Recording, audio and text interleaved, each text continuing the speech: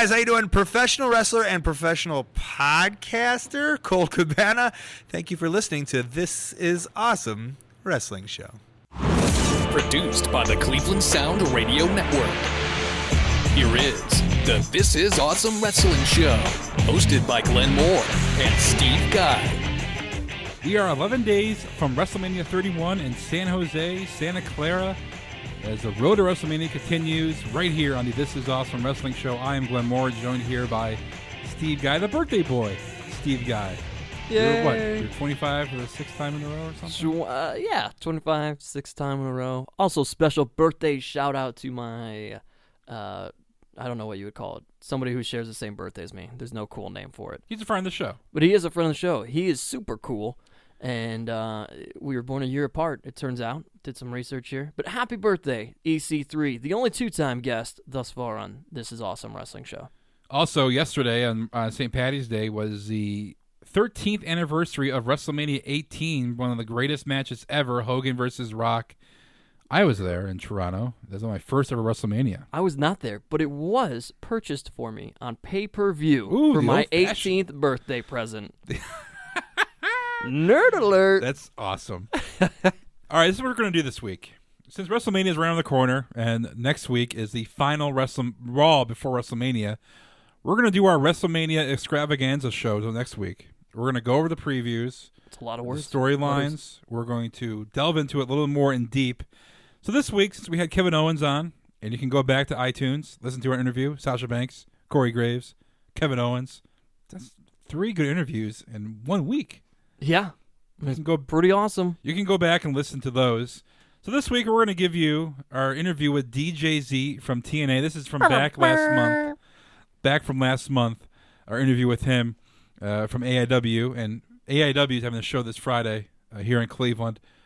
Make sure you go out. We'll talk about that to end the show. But this is our interview with DJ Z. We're going to have he's on today's show. So then next week we're going to WrestleMania. We're going to be out there thanks to our sponsor that we cannot say yet. We just throw that out there. But there is a sponsor that's flying us out there, putting us up in a hotel, and we're going to be doing interviews. We're going to be taking photos, some video. We're doing a lot of kicking coverage. ass and taking names. Yes, I will. And so exploring San Fran, San Jose, talking to all wrestling fans from all over the world. So we're going to be doing that at WrestleMania, and someone's actually paying us to actually go do that. Yeah, plus we are going to break into Alcatraz, where they are currently holding hostages, and save everybody before they set off nuclear bombs at San Francisco. I think it's Lana. Lana's doing that. Yeah. That's why she was on Raw. Oh, probably. She's in Alcatraz. That's not, like, the storyline to The Rock or anything, I promise. Oh, okay. It's just, are you Sean Connery or Nicolas Cage? I'm Sean Connery. Oh, you could be Nicolas Cage. I knew it. That's what we're going to do this week. A shortened show, but next week we're going to go right into WrestleMania mode as we'll be posting the show, and then literally the next day going on a flight to San Francisco. Like I said, bring you coverage, exclusive coverage right here on CLE Sound and This Is Awesome Wrestling Show. So sit back, enjoy our interview with DJ Z from TNA Wrestling, but also go back after you're done and go back to listen to Kevin Owens, Sasha Banks, Seth Rollins, Corey Graves, Cole Cabana, Jerry the King Lawler, Grado, EC3, a ton of interviews. EC3, yeah, he was on twice. A ton of interviews on our iTunes and CLE Sound page, so you can go back there and listen to our interviews. But right now, sit back and enjoy our interview with DJ Z from TNA Wrestling.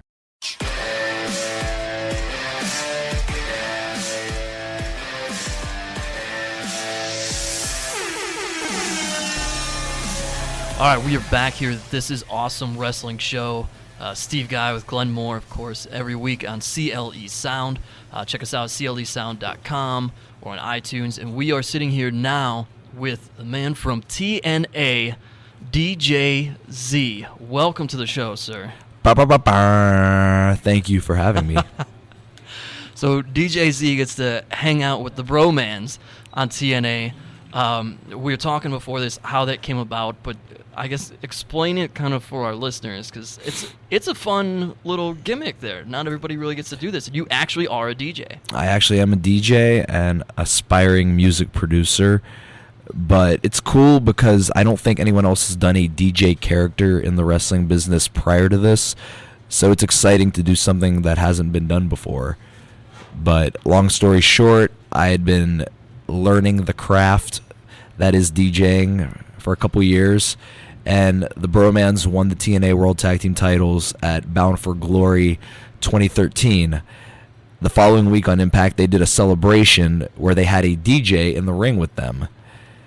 After the segment, the writers loved the idea of the Bromans with their own personal DJ, but not necessarily the guy that they had playing the DJ that night.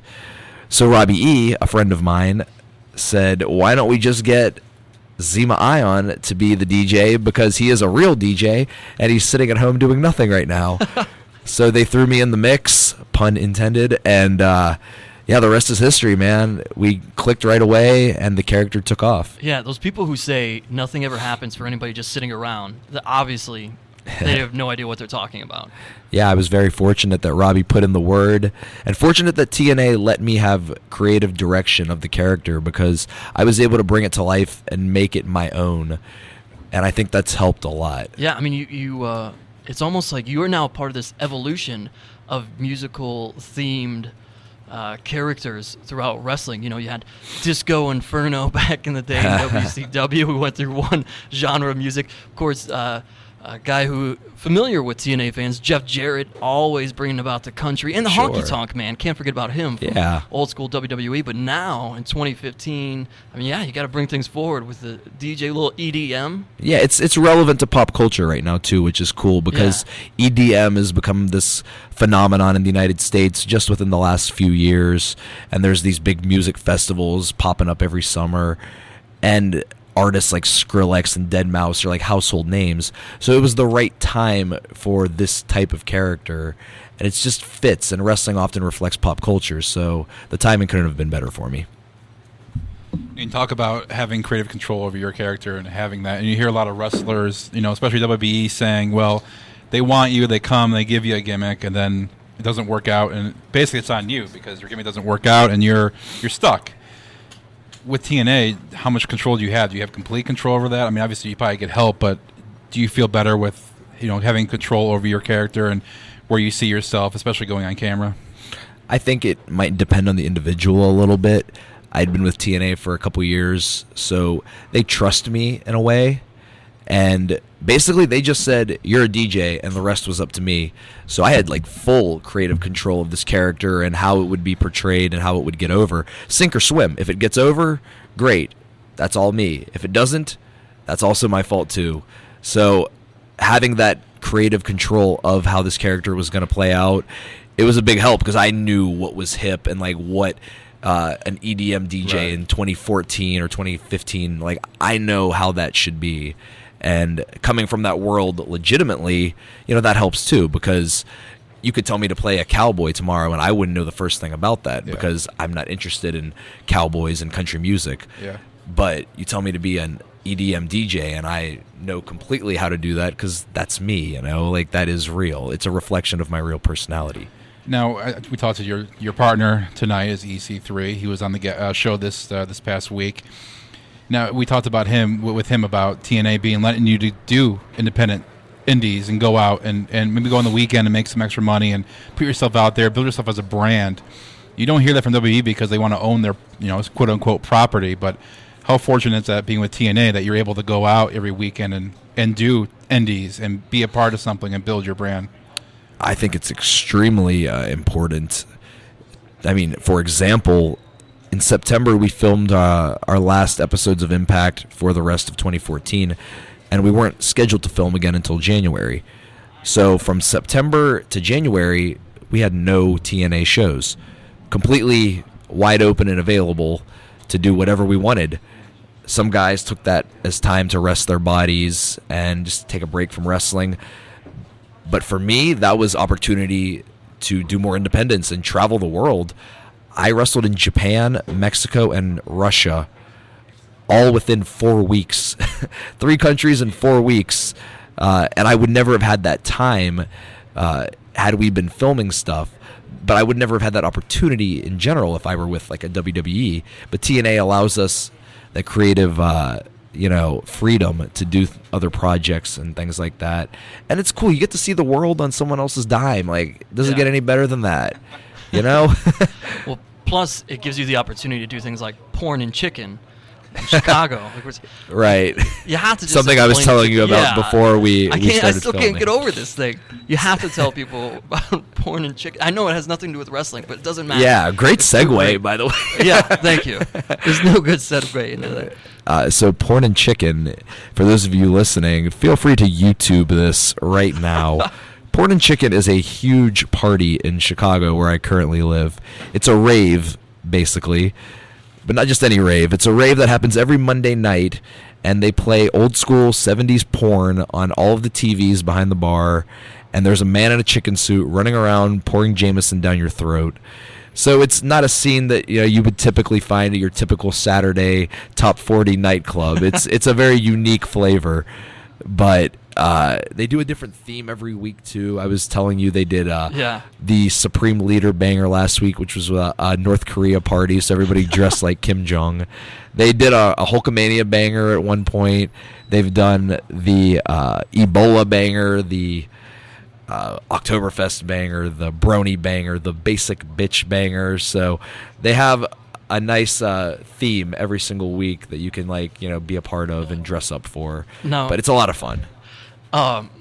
We've seen at this point how DJing can transition into the wrestling world, so to speak, or how you've done it. But when you are out DJing, do you just keep the wrestling completely separate, or have you found a way to use the fact that you do wrestling to your advantage? I mean, at some point, are you going to...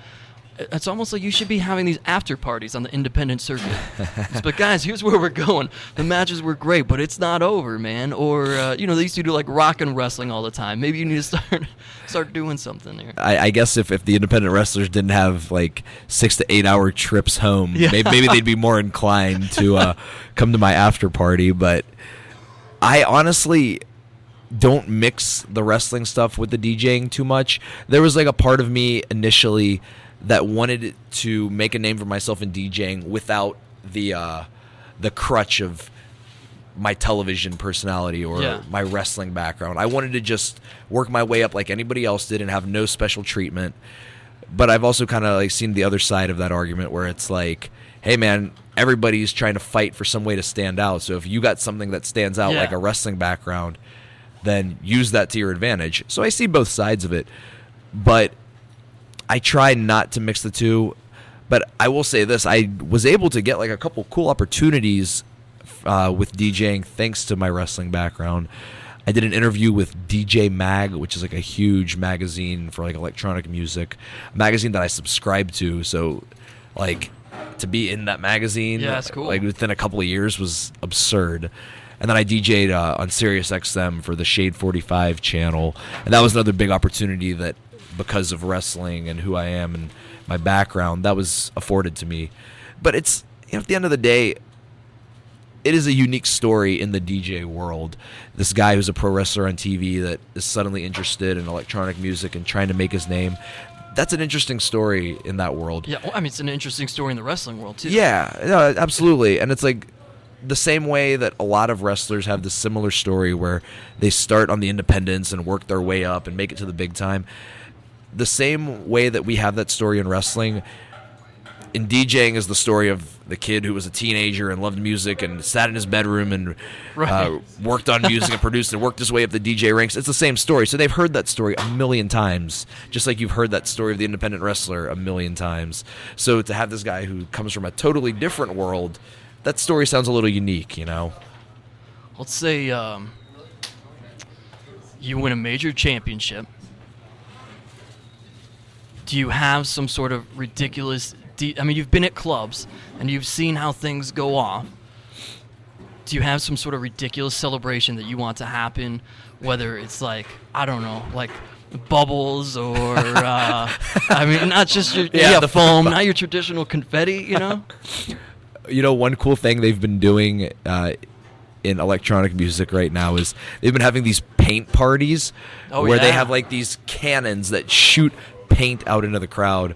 I think it would be fun to have a a paint-themed wrestling show where there's just like cannons that just shoot paint like as almost as pyro. So everybody would wear white. It'd be paint night at the wrestling show, and after I win, instead of like fireworks going off, they just shoot multicolored paint into the crowd, and everybody gets like drowned in it. You need to get this. It'd be different. You have to have the point where I don't know. Somehow you have to have somebody on standby every time you win. The table's just already set up into the ring. Yeah. 'Cause, I mean, that's your way to do it right there. I also And you just kind of pump. yeah. You don't fist pump. No, I don't. Okay. That's Just what Robbie checking. E does. But I also like the idea of a DJ like spinning the wrestling themes for each guy, as opposed to like just having somebody Sure. hit the music. Like I think it'd be kind of cool if there was like a DJ that was like a fixture on the show, and he was the guy that controlled the theme music and stuff. I think that'd be kind of cool. It'd be a different element. I don't know. I want to ask you about the morale in TNA. Samoa Joe has quit TNA. Sting is with WWE now, and also Bubba Ray they made an appearance for WWE. How is morale? I mean, these top guys leaving to do whatever they want, and then does that see opportunity for you to step up because you're taking another guy's spot, or losing a guy that has a notoriety like a Sting? Does that hurt the brand, or is, like I said, does it help the young guys kind of step up and take control and kind of gain that top spot?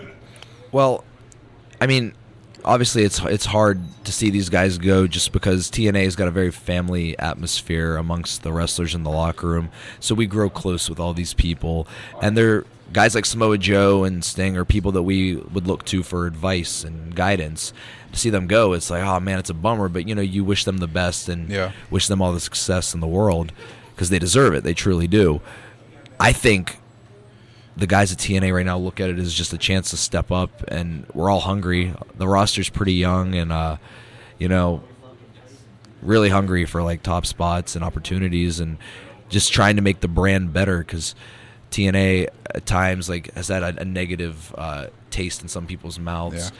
And I think if you really watch the show like over the course of 2014, I think we turned that around a lot, and due in part largely to like the younger roster and just how hungry and talented like everybody is right now.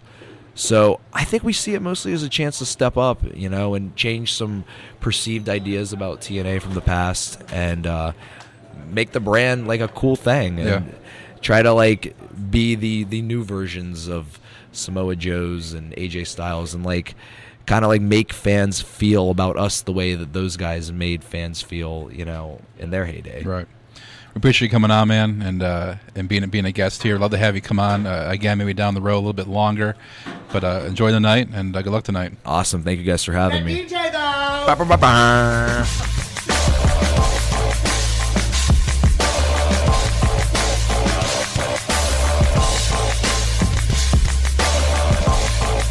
Add DJ Z to our list of interviews. You don't do that I as can't well. do it so good. You're not as good as him.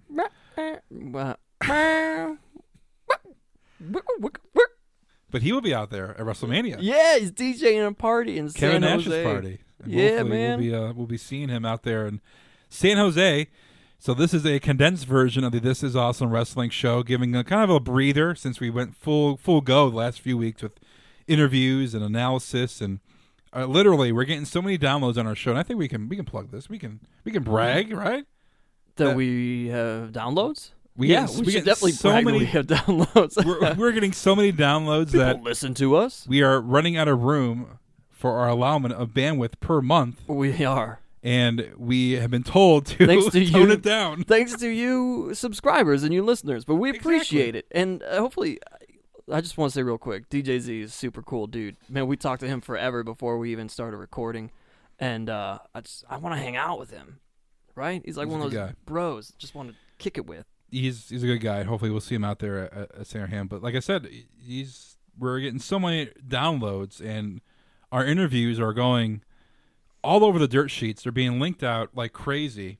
Yeah. That it's our bandwidth, our chunk of our bandwidth, and we've been told to, hey, Save the interviews, save your shows, for WrestleMania. But forget it. I'm going to go heel on this moment on CLE Sound. Oh, boy. You know what? Because here's what it is. We can't help it that we brought the fans, that we brought the noise. So you fans, you keep doing it. You keep doing what you're doing out there. You retweet the shows. You listen. You tell people that you listen to us, and then you tell them to listen to us. And you keep retweeting like those sons of bitches like you know you can. Oh, and boy. you bring it down. Shut down the sound until we are big enough, and then we need even more sponsors, and our show can be even bigger, and we're going to bring it to you in an even bigger way, bigger and better interviews, and we can't do any of that without you. That's not really a heel. That's a face promo.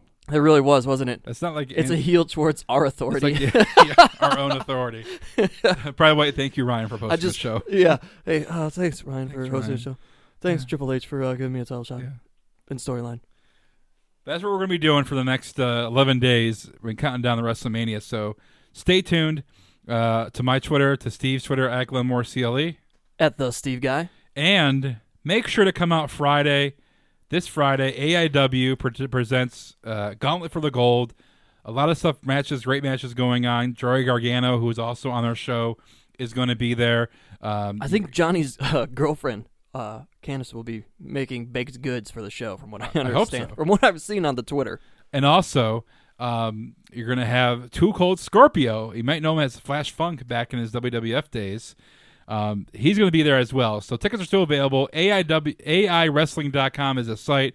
We're going to be out there doing interviews, which we'll save for next month. But then next week is our WrestleMania preview show, and we'll be posting some shows from San Jose as well. So that's the plan. So enjoy this condensed version of the show.